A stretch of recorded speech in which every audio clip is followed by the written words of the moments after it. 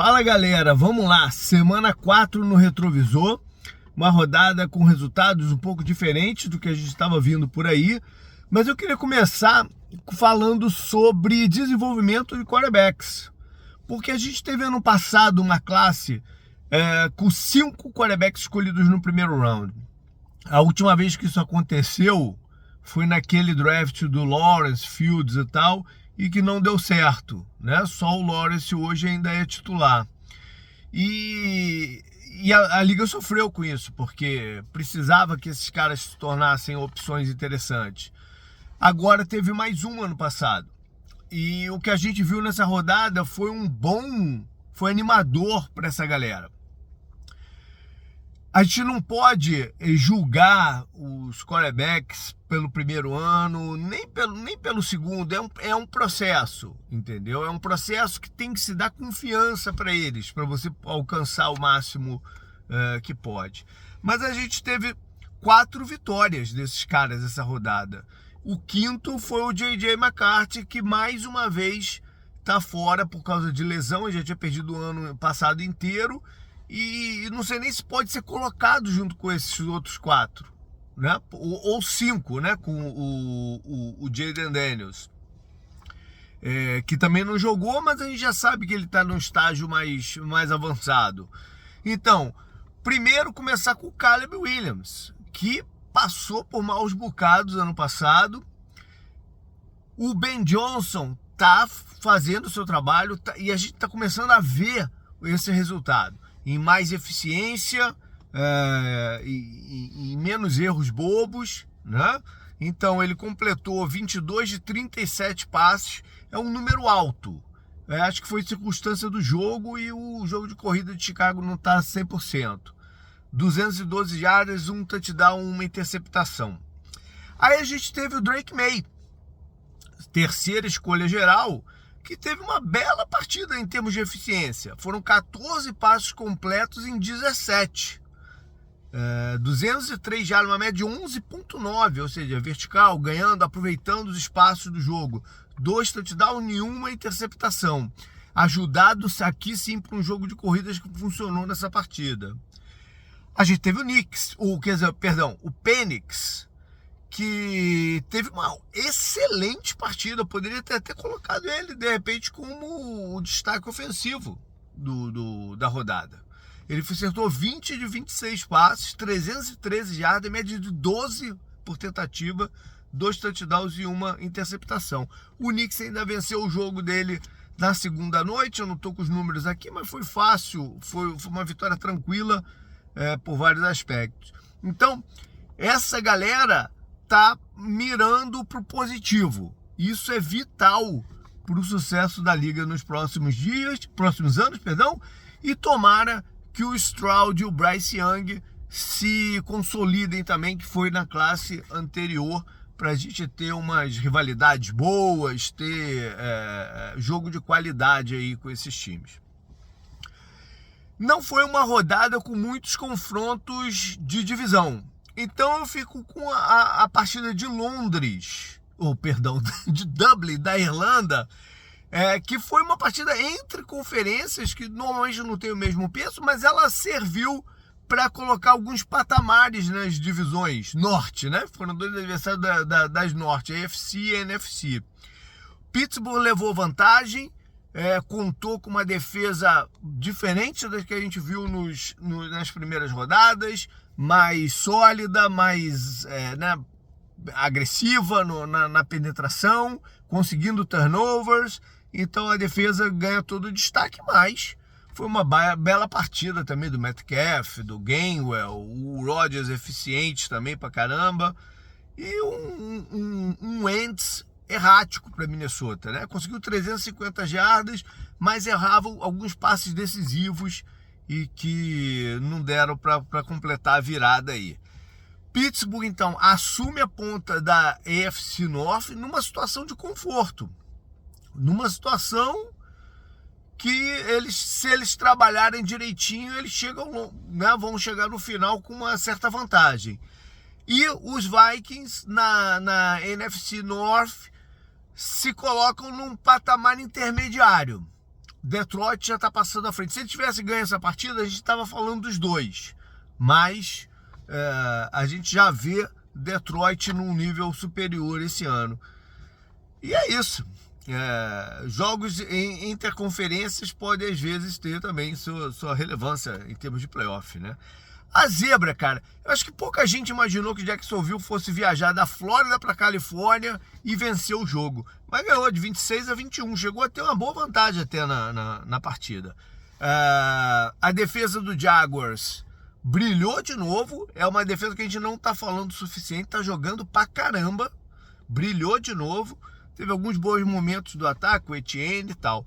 E o São Francisco, que recebeu o Purdy de volta, o Purdy lançou para 309 jardas, mas teve algumas interceptações aí no meio.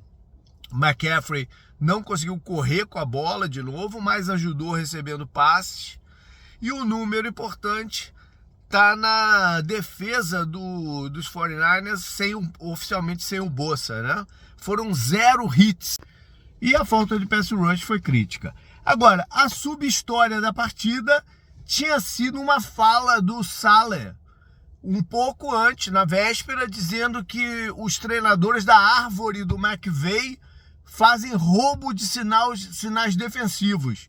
E isso gerou consequências, né? O Jacksonville tava meio bolado com essa história. O Cohen passou uma temporada na comissão técnica do McVay e rolou um bate-boca sério entre os dois no final da partida. Eu acho que o McVay, em algum momento, vai ter que se posicionar sobre isso também.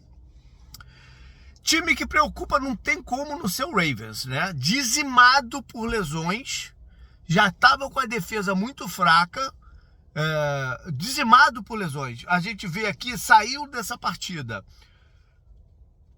na defesa, né? Rocco Smith, Wiggins, o calouro do ano passado, e o Marlon Humphrey. Aí se juntam quem já estava fora, o Jair Alexander, o Madubuike, que foi oficialmente colocado na IA e está fora do campeonato, mais o Broderick Washington e o Travis Jones.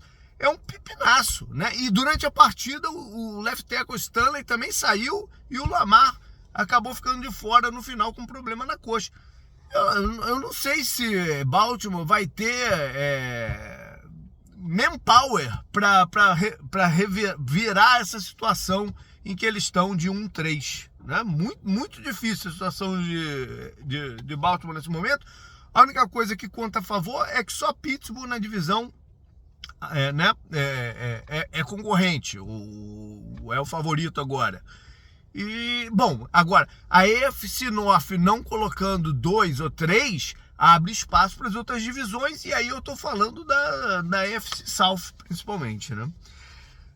Ainda teve uma outra lesão séria que foi na partida do Giants, o Neighbors se contundindo, rompendo os ligamentos. Muita crítica em cima do gramado lá do MetLife, e tá até rolando aí um gráfico com quantas pessoas já romperam os ligamentos por lá e tal, mas vale lembrar que o número alto é concentrado em 2021 e 2022. Em 2023 eles mudaram a superfície. Não é uma superfície ainda ideal, mas você vê que o número já caiu. Em todos os estádios acontece, né? Eu acho que existe a preocupação com a qualidade da superfície, mas não pode misturar as coisas também, né? Aquele momento foi crítico, aquele momento foi tenebroso, 2021, 2022 e tal. Mas agora foi uma eventualidade também, né? Up and down. Eu vou para a partida de Detroit, que o Hutchinson, 2 sacks e outros 2 hits no quarterback, ele mostrou quanto falta ele fez nos playoffs do ano passado, né, para a defesa de Detroit. Foi uma defesa que a gente viu que sofreu contra o Washington e tal. Então, que bom que o Hutchinson está de volta e jogando bem. E o down, eu tô pegando muito no pé de wide receivers esse ano, e dessa vez é o Judy, dos Browns, 3 passes completos em 9 targets, 48 jardas. E o problema é que não foi mal só nessa partida. Ele tá com 13 passes completos em 30 targets da temporada, 182 jardas em 4 jogos. Foi um jogador que teve impacto no passado pro Cleveland, mas não está conseguindo aí a conexão com o Flacco. O reencontro tinha que ser Micah Parsons, e ele foi claramente o melhor jogador em campo, lutou muito para isso, né? Mas não foi o suficiente para vencer o jogo, que acabou empatado, 40-40. E ele ficou frustrado, porque acabou que mesmo com o esforço defensivo dele, a defesa sofreu 40 pontos. 40 pontos não é brincadeira, né? Tem muito mérito do deck, do ataque do Cowboys, que rendeu bem melhor do que a gente estava prevendo. Mas o Micah fez um sack, outros 2 hits no quarterback, e teve por todo lado ditando a estratégia de bloqueio, aí mérito para a comissão técnica de Dallas. O coordenador ofensivo era o treinador de linha ofensiva do Arizona, e ele é muito bom. A linha do Arizona está sentindo muito a falta dele. Então é isso. O Jerry Jones ficou um pouquinho mais feliz do que o Micah Parsons aí com o resultado final. Os destaques eu vou para Puka Nacua como o ofensivo, né? Ele finalmente fez um touchdown na temporada que ele lidera em jardas a liga, né? Em recepções. São 503 jardas no total. No domingo foi 170. 13 passos recebidos em 15, ou seja, eu não estou pegando pé da classe wide receiver, eu estou pegando pé de alguns wide receivers que estão muito abaixo do que a gente imaginava. Defensivamente, Kevin Byard deu sinal, não deu ar da graça, de vez em quando ele aparece assim, um jogador muito oportunista, né? O safety agora de Chicago, já tem uns anos que estão em Chicago. 2 interceptações na partida, mais 7 tackles, um deles para atrás da linha de scrimmage. Ele, com essas 2, ele chega a 32 na carreira. É um jogador que não leva tanta renome assim, né? Mas 32 interceptações é relevante. E em special team, Marcus Jones dos Patriots foi imparável retornando punts, né? Foram 167 jardas de retorno em 3 punts, um touchdown. Incrível esse jogador.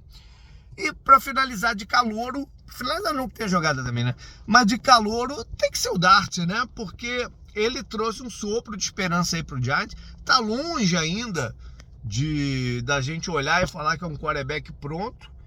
Completou 13 passes de 20, 111 jardas, mas foi o suficiente para dar a primeira vitória de Nova York e dar um alíviozinho aí pro Double. 5 sacks é algo que tem que ser corrigido, né? Ele ainda correu 54 jardas e um touchdown. Mas tem postura, né? Tem postura e vamos acreditar nele. E por fim mesmo, a jogada eu fico com o touchdown do DK Metcalf lá na Irlanda, que ele recebe um slant, a bola saiu na 20 jardas, né? E ele corre o campo inteiro, mostrando muita aceleração e força, né? No final, ali derrubando os jogadores e tal. Foi um lance bonito. O link tá lá no post. Valeu, galera. Até mais.